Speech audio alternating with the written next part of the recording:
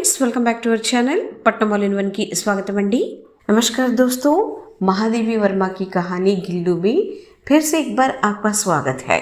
पिछली वीडियो में यानी कि पार्ट 1 में हम लोगों ने गिल्लू की कहानी के साथ साथ काकभूषुंडी की कहानी भी सुनी है, वो भी आधी। इस आधी कहानी को आज पूरा करेंगे और उसके साथ साथ गिल्लू की कहानी में आगे बढ़ेंगे। సో నిన్న మనము కథను ఎంత దాకా చెప్పుకున్నాం? అదే కాకభూషుండి కథ.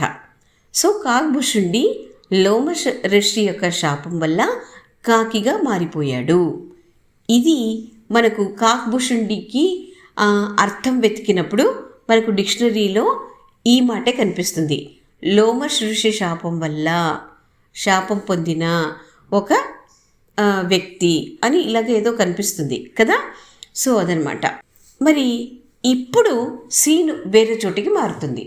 ఎలాగా అంటే ఒకరోజు పార్వతీదేవి రామకథను చెప్పమని శివుడిని అడిగిందట.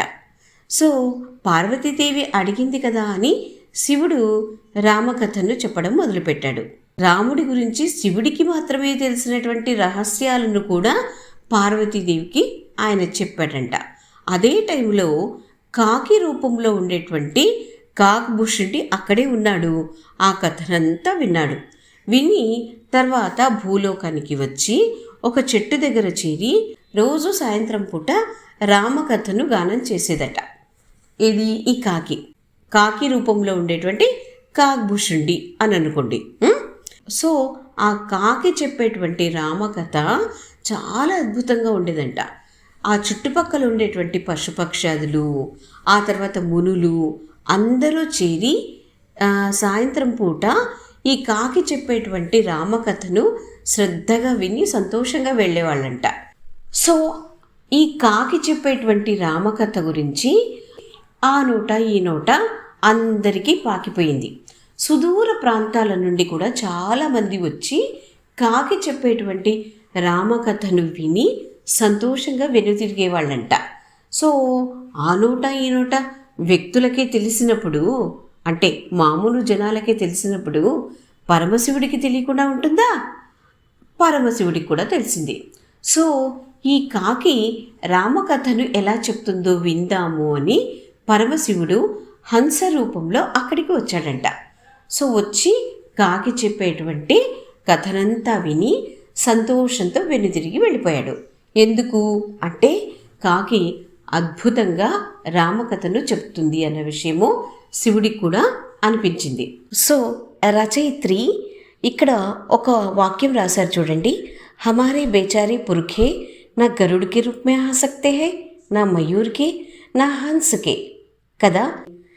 ఈ వాక్యంలో హంస అన్న పదము రచయిత్రి ఎందుకు వాడారు అంటే, సో శివుడు హంస రూపంలో వచ్చి రామకథనంతా విన్నారు కదా, అట్లాగనమాట. ఇప్పుడు కథలో మరోసారి సీన్ మారుతుంది. ఎక్కడ అంటే రామరావణ యుద్ధంలోకి సీన్ మారింది.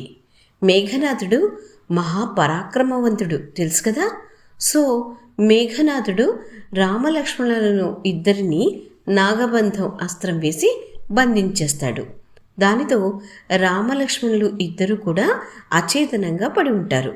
ఈ విషయం తెలిసినటువంటి హనుమాను గరుడ దగ్గరికి వెళ్ళి నాగబంధనాల నుండి రామలక్ష్మణులను కాపాడమని వేడుకుంటాడు. అంతటా గరుడు యుద్ధ భూమికి వచ్చి నాగబంధనాలను తెంచేసి రామలక్ష్మణులను ఇద్దరిని విముక్తులను చేస్తాడు. దానికి రామలక్ష్మణులు గరుడుడికి కృతజ్ఞతలు తెలుపుతారు. అక్కడి నుండి గరుడు వెళ్ళిపోతాడు. కానీ అతని మనసులో ఓ సందేహం కలుగుతుంది. రాముడు సాక్షాత్తు నా స్వామి అయిన విష్ణుమూర్తియే అని చెప్తారు కదా, మరి అంతటి విష్ణువు నాగబంధనాలను స్వయంగా విడిపించుకోలేకపోయాడే, తన సహాయాన్ని అర్థించాల్సిన అవసరము ఎందుకు వచ్చింది? ఇలా ఆలోచిస్తూ తన సందేహాన్ని తీర్చమని బ్రహ్మ దగ్గరికి వెళ్ళాడు గరుడు. బ్రహ్మ నవ్వి అతడిని శివుడి దగ్గరికి పంపించాడు. శివుడు కూడా నవ్వి, నీ సందేహము కాకభూషుండి తీరుస్తాడు, అక్కడికి వెళ్ళు అని గరుడుని కాకి దగ్గరికి పంపిస్తాడు శివుడు. కాకి నవ్వి, ఓ గరుడుడా, శ్రీరాముడు నిస్సందేహంగా విష్ణువు అవతారమే. ఓకే, అయితే మహావిష్ణువు రావణ వధ గావించడానికి మానవ అవతారం ఎత్తాడు కాబట్టి మానవ సంబంధమైన అన్ని బాధలను కష్టాలను అనుభవించాలని భావించాడు. కాబట్టి నాగబంధనాల నుండి తాను స్వయంగా బయటపడక నీ సహాయం తీసుకున్నాడు. ఆయనే తలుచుకుంటే ఈ నాగబంధనాలను తప్పించుకోవడం ఏపాటిది అని వివరించింది కాకి. దానితో గరుడుడికి ఉన్న సందేహం తీరిపోయింది. సో ఇక్కడ రచయిత్రి ఒక వాక్యం రాశారు చూడండి. హమారే బేచారీ పురుఖే నా గరుడికి రూప్ మే ఆ సక్తే హై, నా మయూర్కి, నా హంస్కే. సో రచయిత్రి గరుడ పేరు ఎందుకు పడారో తెలిసింది కదా. ఇక మిగిలినది నెమలి.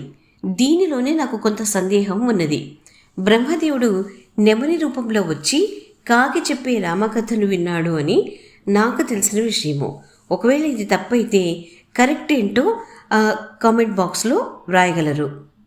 मेरे काक पुराण के विवेचन में अचानक बाधा आ पड़ी, क्योंकि गमले और दीवार की संधि में छिपे एक छोटे से जीव पर मेरी दृष्टि रुक गई.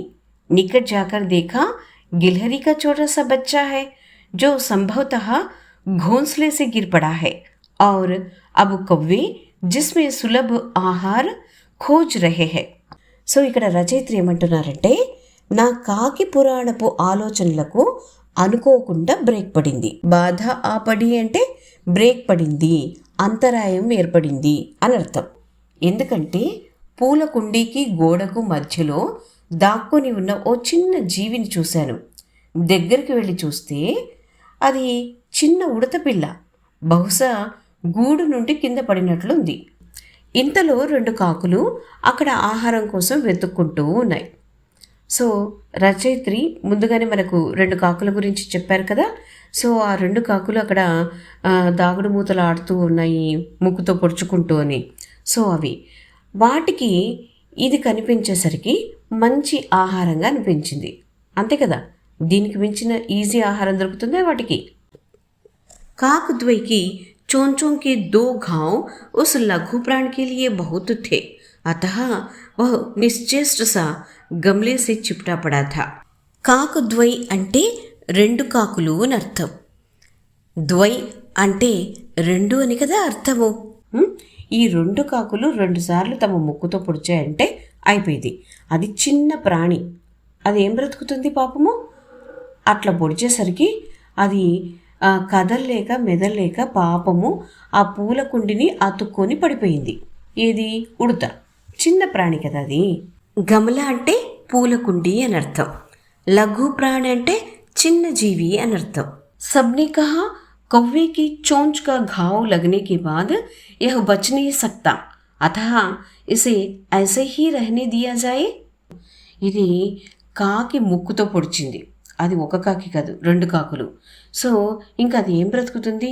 చిన్న ప్రాణి కాబట్టి దాన్ని తీసుకుని వచ్చి లాభం లేదు, దాన్ని అట్లాగే వదిలేసేయి అని అందరూ అన్నారంట.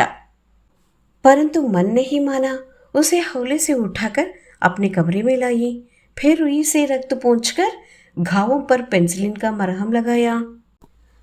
పరంతు మన్ నహీ మానా అంటే నాకు మనసు ఒప్పుకోలేదు దాన్ని అట్లాగే వదిలేసి రావడం. సో అందుకని ఏం చేశా, మెల్లగా, హౌలేసి అంటే మెల్లగా మెల్లగా దాన్ని ఎత్తుకొని నా గదిలోకి తీసుకొచ్చాను. ఆ తర్వాత దూదితో దాని గాయం తాలూకు రక్తాన్నంతా కూడా తుడిచేసి ఆ పెన్సిల్ను ఆయింట్మెంట్ రాశాను.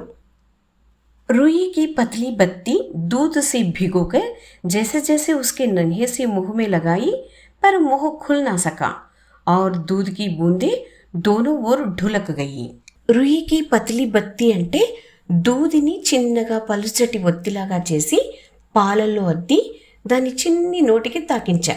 కానీ అది నోరు తెరవలేకపోయింది పాపం. పాల చుక్కలు 2 వైపుల నుండి కిందికి కారిపోయాయి. कई घंटे की उपचार के उपरांत उसके मुंह में एक बूंद पानी टपकाया जा सका. तीसरे दिन वह इतना अच्छा और आश्वस्त हो गया कि मेरी उंगली अपने 2 नन्हे पंजों से पकड़कर नीले कांच की मोतियों जैसी आंखों से इधर उधर देखने लगा. ఇక్కడ ఆశ్వస్తనిచ్చాం కదా. ఆశ్వస్త అంటే భయం లేకుండా, నిర్భయంగా, నిశ్చింతగా అని అర్థం. ఓకే. గంటల తరబడి దానికి సేవ చేశాక ఒక చుక్క నీటిని దాని నోట్లో పోయగలిగాం. తీసరే దిన్ వహ్ ఇత్నా అచ్చా ఔర్ ఆశ్వస్త్ హో గయా. అది 3వ రోజుకి ఎంత బాగా అయింది అనంటే, అందులో ఎంత నిర్భయంగా తయారైంది అనంటే, దాని 2 పంజాలతో నా చేతి వేళ్లను పట్టుకొని కూర్చుని నీలి గాజు పూసల్లాంటి కళ్ళతో ఇటు అటు చూస్తూ ఉండేది. 3-4 मास में उसके स्निग्ध रोये, झब्बेदार पूंछ और चंचल चमकीली आंखें सबको विस्मित करने लगी.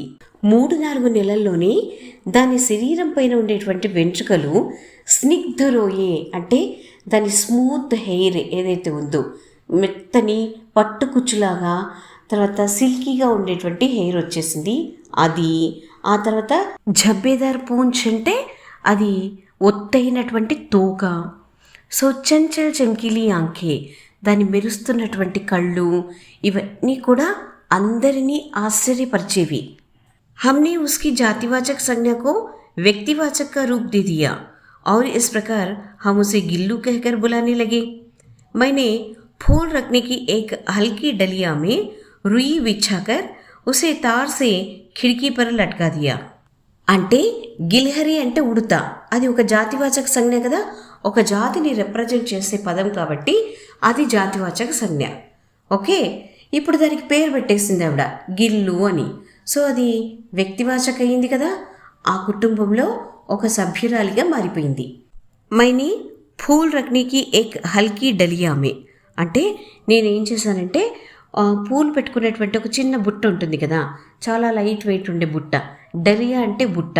ఈ పదం మనము దుఃఖగా అధికారంలో విన్నాం కదా. సో అది. సో ఆ బుట్టలో రుయి బిచ్చాకర్ దూదిని పరిచేసి, రుయి అంటే దూది, బిఛానా అంటే పరిచేయటం. సో అట్లా స్ప్రెడ్ చేసి ఉసే తార్ సే కిటికీ పర్ లట్కా దియా. తార్ అంటే చిన్న తీగ, తీగతో దాన్ని కిటికీకి వేలాడదీశాను. वही 2 वर्ष गिल्लू का घर रहा. वह स्वयं हिलाकर अपने घर में झूलता और अपनी कांच के मनकुन सी आँखों से कमरे के भीतर और खिड़की से बाहर न जाने क्या देखता समझता रहता था, परंतु उसकी समझदारी और कार्यकलाप पर सबको ఆశ్చర్య होता था. 2 ఏళ్ల పాటు ఈ బుట్ట గిల్లు ఇల్లుగా ఉండింది. ఇక్కడ 2 ఏళ్లే అని ఎందుకు చెప్తున్నారు రచయిత్రి అంటే, గిల్హరి యొక్క జీవితకాలము 2 ఏళ్లే, అందుకని అలా అన్నారు ఆవిడ. అది బుట్టను తనకు తానుగా ఊపుకుంటూ, అంటే తన ఇల్లు లాంటి బుట్టలు ఊగుతూ ఉండేది. తన గాజు స్ఫటికం లాంటి కళ్ళతో గది లోపల, కిటికీ బయట ఏం చూస్తుందో, ఏం అర్థం చేసుకుంటుందో తెలియదు. కానీ దాని తెలివికి, అది చేసే పనులకు అందరికీ ఆశ్చర్యం వేసేది. ఇక్కడ హిలాకర్ అంటే ఊపుకుని, ఝూల్నా అంటే ఊగడం, మన్కోన్సి అంటే స్ఫటికం లాంటి, భీతర్ అంటే లోపల, బాహర్ అంటే బయట, తెలుసు కదా. సమజ్దారీ అంటే తెలివి. సో ఇట్లాగా అర్థాలు వస్తాయి. సో ఇక్కడ కాకి గురించి రచయిత్రి చెప్పినటువంటి విషయాలు ఏవైతే ఉన్నాయో, అంటే దాన్ని ఎక్కువగా గౌరవించడం, ఎక్కువగా అవమానించడం, ఇట్లాంటివన్నీ ఉన్నాయి కదా, అది అశుభమని. సో ఇవన్నీ కూడా మూఢనమ్మకాలే. రచయిత్రి ఈ కథను రాసిన కాలంలో ఇవన్నీ కూడా ఉన్నాయి, అంటే నమ్మకాలు ఉన్నాయి. బట్ ఇప్పుడు అవి లేవు. వాటన్నిటినీ మూఢనమ్మకాలు అన్న విషయం మనం తెలుసుకున్నాం. కాబట్టి ఆ కాలానికి ఈ కాలానికి చాలా తేడా ఉంటుంది. ఇది పుస్తకంలో రచయిత్రి రాసినటువంటి విషయాలు కాబట్టి వీటిని చెప్పాల్సి వచ్చింది కాబట్టి చెప్తున్నాం. కానీ ఇవన్నీ కూడా మూఢనమ్మకాలే. కాకి అశుభం అని అనుకోకూడదు. ఎందుకంటే పల్లెల్లో పొద్దున్న లేస్తేనే కాకి మొహాలే చూస్తూ ఉంటాం. అంత మాత్రం చేత వాళ్ళకి అశుభాలు కలుగుతూ ఉంటాయా? తప్పు కదా. సో ఇవన్నీ కూడా మూఢనమ్మకాలే. గిల్లు ఈ పాఠానికి సంబంధించిన మిగతా కథను మనము నెక్స్ట్ వీడియోలో తెలుసుకుందాం. వీడియో నచ్చితే ఒక లైక్ ఇచ్చేసేయండి, అలాగే మీ ఫ్రెండ్స్ కూడా షేర్ చేయండి. సో ఈ రోజుకైతే ఇంతేనండి వీడియో. మరోసారి మరొక అంశంతో మీ ముందుంటుంది మీ పట్నం ఆల్ ఇన్ వన్.